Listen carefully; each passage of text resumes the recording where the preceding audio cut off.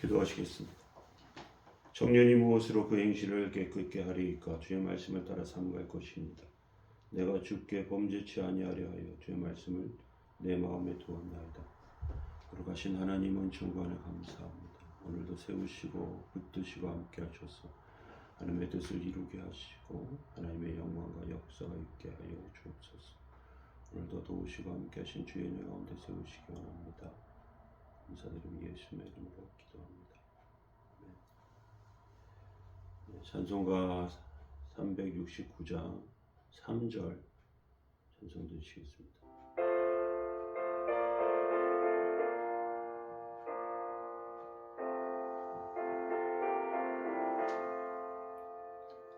근심 걱정 무거운 짐 아니 진자 누군가 피난처는 우리 예수 주께 기도드리세. 세상 친구 멸시하고 너를 조롱하여도 예수 품에 안기어서 참된 위로 받겠네. 아멘.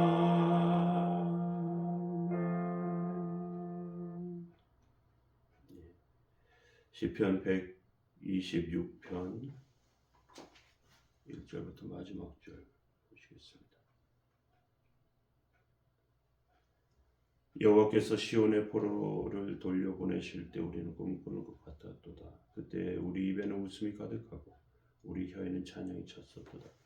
그때 문나라 가운데에서 말하기를 여호와께서 그들을 위하여 큰 일을 행하셨다 하였도다. 여호와께서 우리를 위하여 큰 일을 행하셨으니 우리는 기쁘도다. 여호와여 우리의 포로를 남방 시내들같이 돌려보내소서. 눈물을 흘리며 씨를 뿌리는 자는 기쁨으로 거두리로다. 울며 씨를 뿌리러 나가는 자는 반드시 기쁨으로 그 곡식단을 가지고 돌아오리로다. 아멘. 네, 오늘 찬송은요 시편 126편은 오늘 세 번째로 포로들에게 일어난 기적이라는 제목으로 하는 말씀 나누겠습니다. 예루살렘에 올라가면서 부르는 노래인데요. 포로된 자들이 예루살렘에 올라가면서 부르는 노래라고 볼 수 있습니다. 이 노래는 두 가지가 있습니다. 하나는 아무것도 없는 황무지에서 눈물로 씨를 뿌리는 자들입니다. 적박한 땅에서 고생하며 씨를 뿌렸는데 기쁨의 단을 거두게 되었다는 것이고, 또 한 가지는 한 가지 기적이 나타나는데 포로로 잡혀온 자들에게 해방이 찾아와서 이제 포로 생활 끝났으니 돌아가라고 말하는 것입니다. 이스라엘은 이 사건을 꿈꾸는 것 같았다라고 말하고 있습니다. 이때 그들은 확신을 갖고 말하죠. 울며 씨를 뿌리러 나가는 자는 반드시 기쁨으로 그 곡식단을 가지고 돌아오리로다, 이렇게 말합니다. 사실 형편이 어렵다고 방 안에서 울기만 하는 사람은 이런 은혜를 체험할 수 없습니다. 울면서도 씨를 뿌리러 나가야 합니다. 그러면 반드시 기쁨의 단을 거두게 하십니다. 왜? 하나님께서 살아계시기 때문에 그렇습니다. 하나님은 우리의 꿈과 노력이 헛되지 않게 하십니다. 그래서 우리는요, 복잡하게 생각할 필요가 없어요. 누가 욕하면 나가서 울면서 씨를 뿌리게 됩니다. 누가 우리를 시기하면 나가서 울며 씨를 뿌리면 됩니다. 누가 우리를 박해하고 방해하면 나가서 울며 씨를 뿌리면 됩니다. 그러면 우리에게 기적이 나타납니다. 사실 우리 삶 가운데 이러한 기적을 체험하는 것은 쉽지 않습니다. 마음대로 되는 것이 아니기 때문에 그렇습니다. 특별한 은혜라는 것을 우리는 잘 알고 있습니다. 그런데 하나님을 사랑하는, 하나님의 말씀을 믿는 자들에게는 기적이 있습니다. 3절에는 이렇게 말하죠. 여호와께서 우리를 위하여 큰 일을 행하셨으니 우리는 기쁘도소이다. 포로된 자들이 돌아오기 위해서 어떤 수고가 필요하겠습니까? 그냥 보내주지 않습니다. 정치적 협상이 있어야 하고요. 대가를 주어져야 합니다. 그런데 유다 포로들에게 아무런 것도 없어요. 풀려날 무엇도 없습니다. 정부는 무능하고요. 집은 가난하고요. 그런데 어느 날 갑자기 포로에서 풀려나게 된다고 합니다. 이유를 알 수가 없습니다. 우리에겐 돈도 권력도 없는데 어떻게 고향으로 돌아갈 수 있지? 예루살렘으로 어떻게 갈 수 있지? 그런데 가게 되었습니다. 그 이유가 무엇입니까? 하나님의 말씀의 능력이 있었기 때문에 그렇습니다. 또 한 번 이런 일도 있습니다. 역대상하에 보면요. 역대하에 28장에 보면요. 남유다와 북이스라엘이 전쟁을 합니다. 그런데 유다 사람 15만 명이 죽었고요. 20만 명이 포로로 끌려가게 됩니다. 포로가 끌려갈 때 오뎃이라는 선지자가 나타나서 이스라엘 백성을 책망하는데요. 사마리아로 돌아오는 군대를 영접하고 너희 조상 하나님 여호와께서 유다에게 진노하셨으므로 너희 손에 넘기셨는데 너희가 노기가 충천해서 살육하고 유다와 이스라엘 백성을 압제하여 노예를 삼았다. 너희는 하나님 여호와 앞에 범죄함이 없느냐 그렇게 선언해요.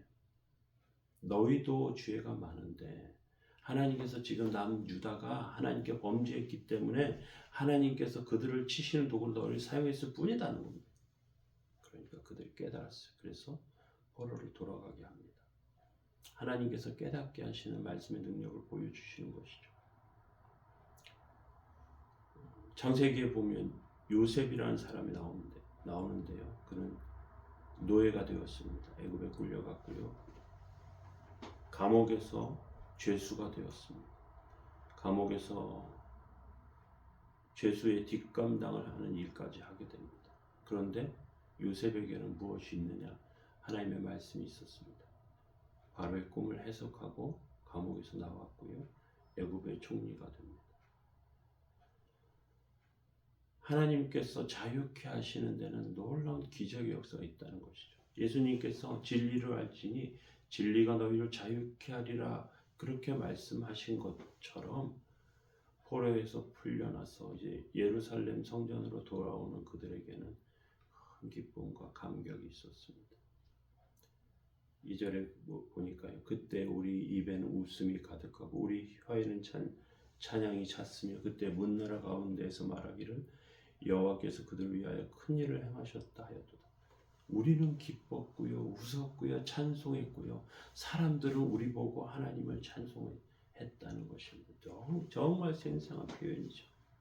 믿을 수 없는 기적이라는 것을 그들은 스스로의 표정과 감정에서 숨길 수가 없었어요.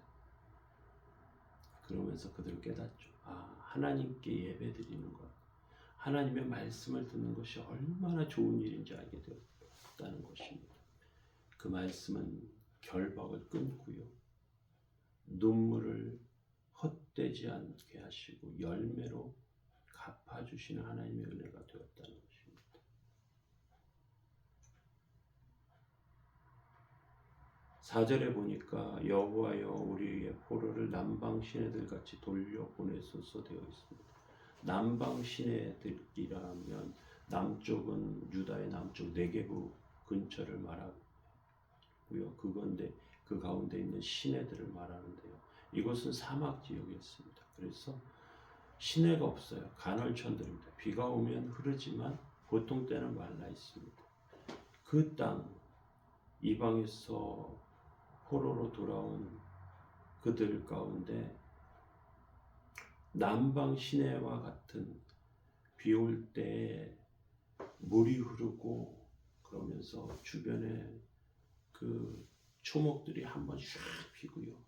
그리고 그 잠시 우기가 지나면 또 이렇게 되는 그 땅에 그 비가 와서 주는 그런 은혜와 같은 그러한 감격과 기적이 그들의 삶 가운데 있다는 것이죠. 오늘 본문은 다시 한번 우리에게 말합니다. 눈물을 흘리며 씨를 뿌리라고 말하죠. 그런데 이것은요, 세상의 인간의 사람의 종이 아니고 하나님의 말씀에 믿음의 종이 되어서 은혜와 부흥의 열매를 경험하라는 것입니다. 눈물을 흘리며 씨를 뿌리는 자는 기쁨으로 거두리로다. 울며 씨를 뿌리러 나가는 자는 반드시 기쁨으로 그 곡식단을 가지고 돌아오리로다. 저와 여러분들이 올 한 해 이 말씀을 표어로 삼으셔서 정말 눈물을 흘리며 씨를 뿌리고 기쁨의 단을 거두시는 저와 여러분들 되시길 예수님의 이름으로 축원합니다. 기도하시겠습니다.